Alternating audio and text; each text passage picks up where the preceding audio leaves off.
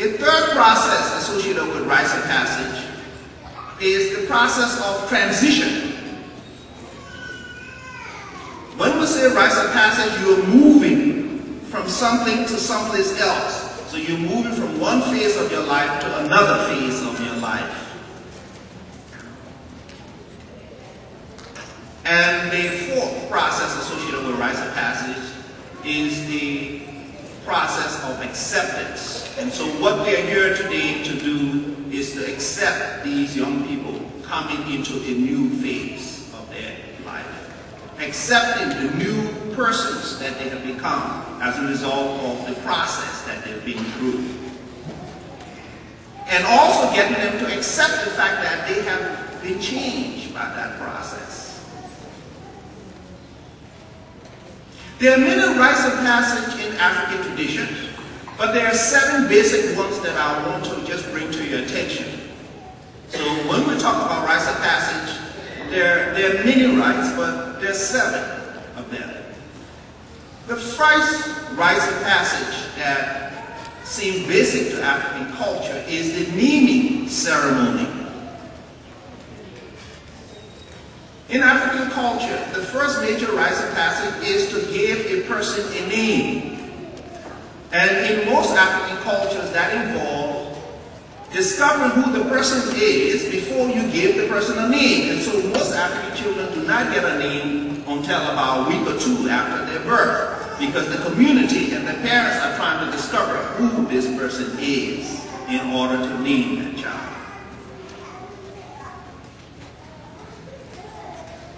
A second rites of passage in African culture is the initiation of boys and girls into adulthood. In fact, this is the process that these young men and women have been going through, preparing them to be men and women. This process takes a while. In fact, in certain African cultures, it takes 4 to 6 years to prepare them to be men and women.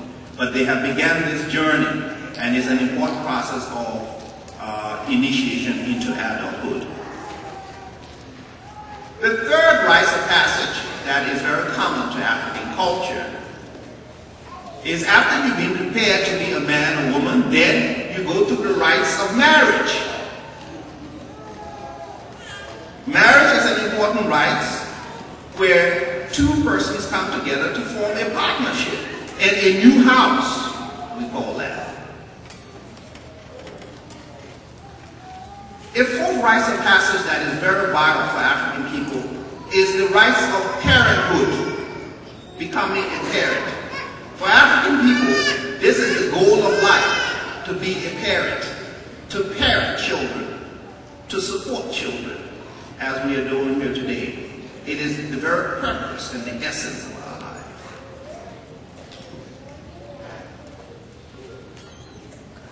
A fourth rites of passage, or fifth rites of passage, as I must say, is becoming a junior elder. So after you have become a parent and you have parented children, you now begin to prepare yourself to be an elder. And in fact, in a church like Omega, it may be becoming a deacon or something. This is an important process, an important rite in preparing yourself to be an elder. Because the sixth rite of passage is becoming an elder. And an elder in African tradition is important because the elder, as we saw today, supervises the rites of passage in all of the key phases of life. They are responsible for giving permission to move on, and so they are responsible for supervising the rites of passage.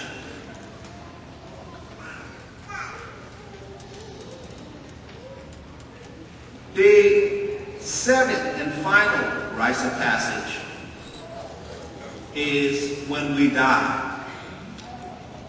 And we go through the rites of becoming part of the ancestors. In fact, what we saw today, the libation that was being poured, is the rites that connects us with our ancestors. And that is an important rite. And we all have to prepare for that rite.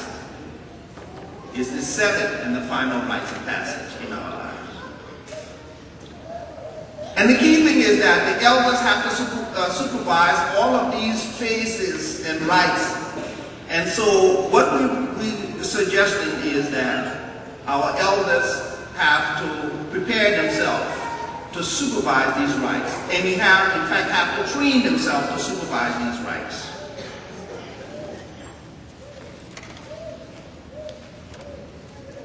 What we have in African societies today is that the church has become a major place where these rites are taking place, because most of the secret and the sacred societies that used to supervise these rites have somewhat disappeared.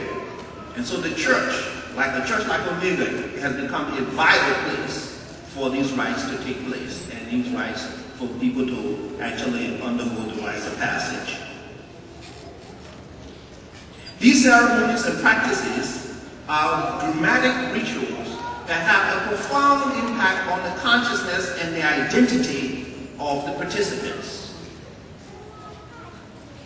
And so it is important then for all of us to experience that as we're experiencing it today. Can we gain anything from the rites of passage? It's the question that I'd like to ask. Yes, I think that our presence here is an indication that our cultural education and our spiritual development is ensured and should be supervised by trained members of our community. Like most Africans, I believe that a good character is the essence of our being and what we are celebrating here today. And so, in ending, I want to invite you to join me in this African poem on good character. I will give the call and I will signal you to respond.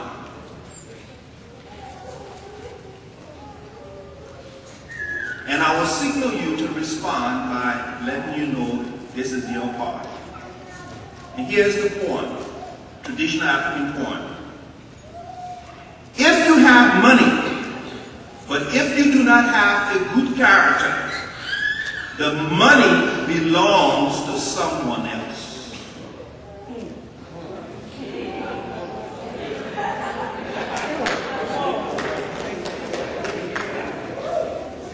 If one has children, but if one lacks good character, the children belongs to someone else.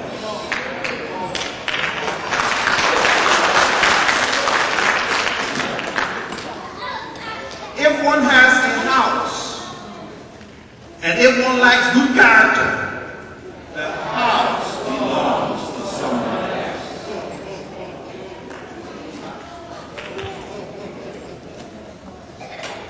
If one has clothes, but if one lacks good character, the clothes belong to someone else.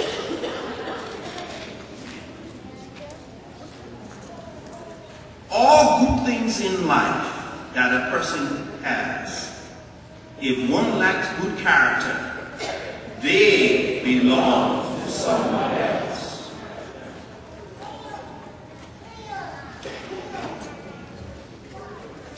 In conclusion, the African community of Dayton,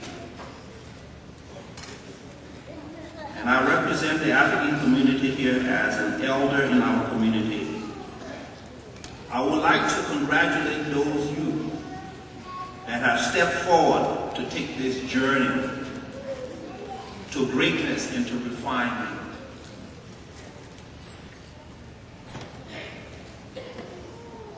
May they be strong enough to confront the changes in themselves in order to confront the changes in the world. Hotel.